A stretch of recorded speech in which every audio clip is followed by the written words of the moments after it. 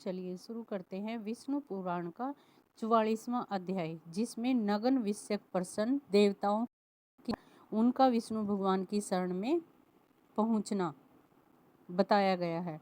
श्री पराशर जी कहने लगे, हे मैत्रेय, आदि काल में सागर महात्मन ने उनके पूछे जाने पर औरवों ने इस तरह गृहस्थी के सदाचारों का वर्णन किया, यानी कि गृहस्थी में रहकर हमें किन नियमों का पालन करना चाहिए उसके बारे में बताया। हे विप्र, मैंने भी तुम्हें यही वर्णित कर दिया। कोई भी मनुष्य सदाचार का उल्लंघन करके अच्छी गति प्राप्त नहीं कर सकता।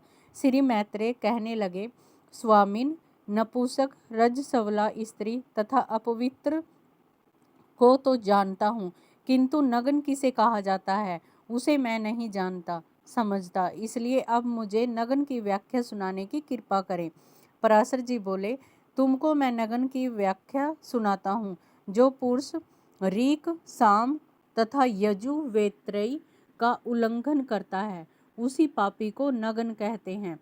संपूर्ण वर्गों को ढकने वाला कपड़ा वेदत्रयी होता है, अतः इनका त्याग करने से मनुष्य नग्न हो जाता है।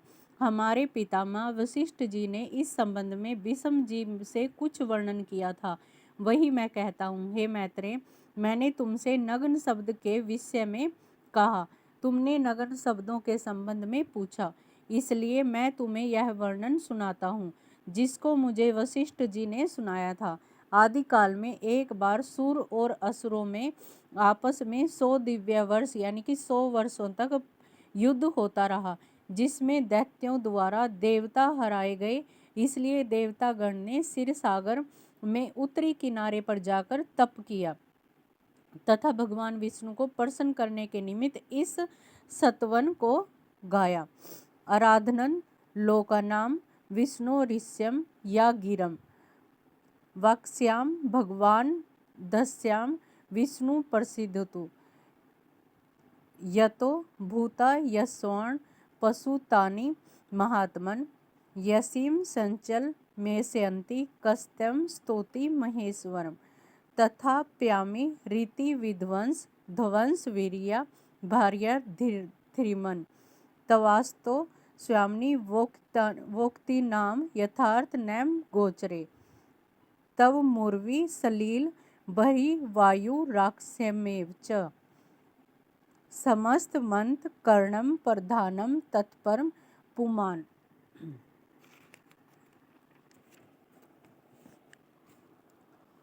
एवं त्वैद दूतान मनुर्त मूर्त मैं वपु आभ्रमाम हस्त मन पर्यंत स्थान काल विभेदवत तद्रेस तव यतु पर्व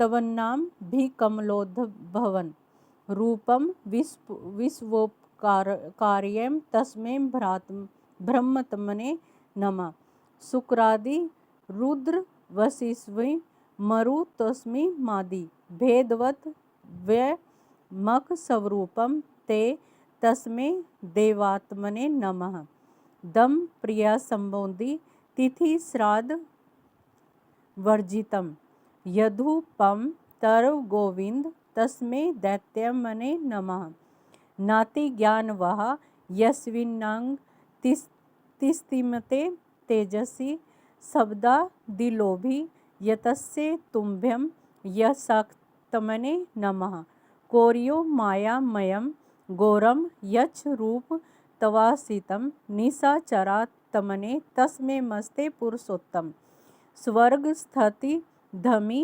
सधर्मन फलोपकर्मण तवम धर्मख्यायाम च तथा रूप नमस्ते ते जनार्दनम हर्ष परियाम सरंगिं गति मद मानिधिषु सिद्ध सख्याम तब यदु पम तस्मै सिद्धात्मने नमः अतीत सायान क्रूर पुरु भोग सहम हरे द्विजम तब यद्रूपम तस्मै नगात्मने नमः सकल मिदस्य यस्य रूप परम पद्मा वसस्य नासस्य तमानिधि मशेष बीजभूत प्रभु मंगलम प्राण तस्यम वसुदेव।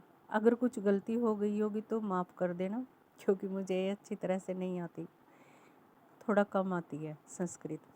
सारांश में यह कहा गया है कि विष्णु भगवान की आराधना के निमित्त हम देवता जिस वाणी को उच्चारित करते हैं उसके द्वारा श्री विष्णु आदि पुरुष कृपा करके प्रसन्न हों, क्योंकि जिन ईश्वर द्वारा समस्त भूतों की उत्पत्ति हुई है तथा अंत में जिसके अंतर्गत वे मिल जाएंगे, जगत में उनकी स्तुति करने की सामर्थ्य किसमें है।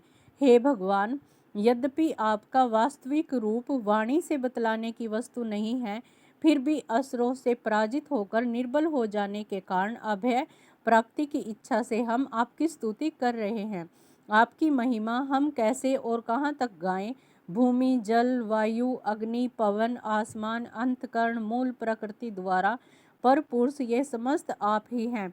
देवेंद्र, सूर्यदेव, रुद्रदेव, वसुदेव, अश्वनी कुमार, मरुतगण तथा सोम इत्यादि भेद वाले हम भी आपका ही एक रूप है, इसलिए आपके इस देवता स्वरूप को हम प्रणाम करते हैं। हे गोविंद, आपकी उस प्रतिमा को हम प्रणाम करते हैं जो दंभ युक्त, अज्ञान युक्त, तिक्ष्या तथा दम से शून्य है। आपके उस यक्ष रूप को नमस्कार करते हैं जिस मंद सत्व में हृदय की नाड़ियां अति ज्ञान वाहिनी नहीं हुआ करती और जो शब्द आदि विषयों का लोभी हुआ करती हैं। हे पुरुषोत्तम, हम आपके उस राक्षस रूप को नमस्कार करते हैं जो क्रूरता एवं माया से भरा तमोयुक्त है। आपके धर्म नामक उस रूप को प्रणाम करते हैं जो स्वर्ग के वासी धार्मिक जनों को सुख आदि प्राप्त कराता है, यानी कि सुख देता है। आपके उस सिद्ध नामक स्वरूप को नमस्कार करते हैं जो जल, अग्नि इत्यादि गमनीय स्थानों पर पहुंचकर भी सदा प्रसन्न तथा निर्लिप्त रहा करता है। हे प्रभु, आपके उस नाग रूप को प्रणाम करते हैं जो अक्षमा का आलंबन, अति कठोर तथा काम उपभोग में सामर्थ्य रखने वाला आपका दो जीभ वाला स्वरूप है। आपके उस मुनिमय स्वरूप को हम नमस्कार करते हैं जो ज्ञान युक्त, शांत, दोष शून्य तथा कल्मश शून्य है। हे विष्णु, आपके उस बाल स्वरूप को नमस्कार करते हैं जो कल्प के अंत में आवश्यक रूप में संपूर्ण भूतों को भक्षित करता है। हे पुंडरीकाक्ष, आपके उस रुद्र स्वरूप को प्रणाम करते हैं जो प्रलय में देवगण इत्यादि संपूर्ण प्राणियों को एक समान भाव से भागकर, यानी कि भक्षण करके नृत्य किया करता है। हे भगवान, हम आपके उन मनुष्यात्मक रूप को प्रणाम करते हैं जो रजोगुण की प्रवृत्ति के कारण से कर्मों का कारण रूप है। आपके उस पशु रूप को नमस्कार करते हैं जो 28 वध वाला, 11 इंद्रिय वध, 9 तुष्टि वध, 8 सिद्धि वध, कुल 28 वध हुए तमोयुक्त उन्मार्गी आपके उस उदित रूप को प्रणाम है जो कि विश्व को थामे हुए है तथा यज्ञ का अंगभूत है और विटप, बेल तथा गुलम, विरुद्ध, तीनकर एवं पहाड़ इन 6 प्रकार से युक्त है। आप सर्वात्मा को प्रणाम है। सब आदिभूत, त्रियक, मानव, देवतागण, आकाश आदि पंचभूत एवं शब्दादि आप ही के स्वरूप हैं। हे प्रभु, प्रधान एवं महत्वादिक रूप इस समस्त विश्व से परे है, सब का पूर्व का कारण है और जिसके सदृश कोई दूसरा रूप नहीं है। आपके उस प्रकृति आदि कारणों के भी कारण स्वरूप को हम प्रणाम करते हैं। श्री पराशर जी कहने लगे, हे मैत्रेय, सतवन के समाप्त होते ही देवता गणों के सामने श्री विष्णु भगवान अपने हाथ में शंख, चक्र तथा गदा ग्रहण किए हुए गरुड़ पर सवार हुए प्रकट हुए। उन्हें देखते ही संपूर्ण देवता प्रणाम करने लगे। फिर बोले, हे प्रभु, हमसे प्रसन्न होकर राक्षसों से हमारी रक्षा कीजिए। हे भगवान, हृदय प्रभृति दैत्यों के ब्रह्म जी की आज्ञा को भंग करके हमारे एवं त्रिलोकी के भावों को हरण किया है। यद्यपि हम वे सर्वभूत आप ही के कुल के हैं, फिर भी अविद्या का पर्दा पड़ा रहने के कारण हम विश्व को भिन्न भिन्न देखा करते हैं। शत्रुगण हमसे इसलिए प्रबल है कि वे अपने वर्ण धर्म के पालन करता वेद मार्ग का अवलंबन करते हैं। अतएव हे प्रभु, ऐसा कोई उपाय कीजिए जिसके फलस्वरूप हम उनका वध कर सकें। श्री पराशर जी कहने लगे, देवताओं की विनती करने पर विष्णु भगवान ने अपनी देह द्वारा माया मोह की उत्पत्ति की और उसे देवगणों को प्रदान किया। बोले, ततो वन्द्याम भविष्यन्ति वेदमार्ग बहिष्कर्ता स्थितो स्थित हस्य में विद्यावंत परिपंथिन ब्राह्मणो हादि कार्स्यम देव दैत्यादिका सुरा तग गंछम न भी कार्या मार्यो गर्वतम गंछन दोपकाराय भवताम सुरा। अर्थात भगवान बोले, मेरा दिया हुआ यह माया मोह उन समस्त दैत्यों पर मोहिनी फैला देगा। फलस्वरूप वे मोहित हो जाएंगे। तब वे देवगण वेद मार्ग का अनादर करके तुम देवताओं का संहार किए जाएंगे। हे देवताओं, जो कोई देव या दैत्य ब्रह्म जी के कार्य में भंग डालते हैं, वे सृष्टि रक्षा में लगे मेरे द्वारा वध्य हो जाया करते हैं, यानी कि मैं उनका वध कर देता हूँ। अतएव हे सुरो, रक्षा अब आप जाइए तथा डरिए नहीं, क्योंकि इस माया द्वारा उपकार ही होगा। श्री पराशर जी कहने लगे, विष्णु भगवान की इस प्रकार की वाणी सुनने के पश्चात देवता उन्हें नमस्कार करके जिस स्थान से आए थे वहीं चले गए तथा उनके साथ माया मोह भी जहाँ दैत्य थे उस स्थान पर गया।